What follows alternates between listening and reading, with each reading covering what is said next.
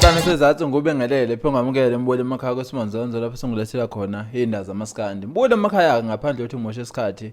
Ziningi inkulumo eqhubwe kuFacebook emva kokuthi ithwasa legcokama li-release i-CD cover kwi-album ezophuma maduze.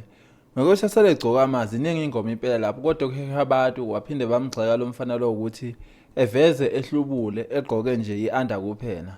Iskipa isifake engalweni kuphela abantu abaningi bayibuzile ngempela ukuthi uMaskandi ngabe uyapi uma ukuthi sekukhona abafana abasha kanje kodwa bezo-release into kanje. Kodwa ke noma singaqali into ukuthi yenze into ecishe ifane nale sokhumbulela ukuthi ngonyaka ondlule uNjoko wakhipha i-CD promo lapho khona eveza khona benza inkonzo yasekameleni nentombi yakwakhe. Lokho kakhulu wasusa ukukhuluma okuningi ngempela abantu bayigxeka ngempela bethi uMaskandi uyafa uma sekukhona abantu benza kanje.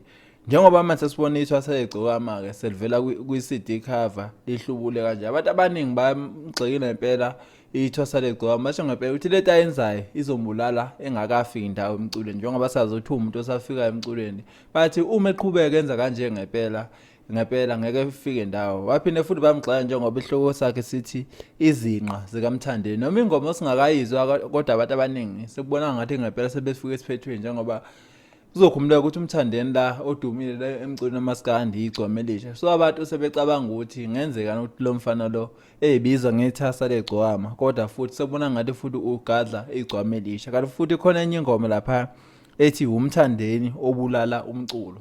Abantu ngempela ke kakhulukazi abalandeli begcokama bakhwele badelika lo mfana bathi usengena ezipini zamaskandi uma ukuthi usekhuluma inkulumo ekanje.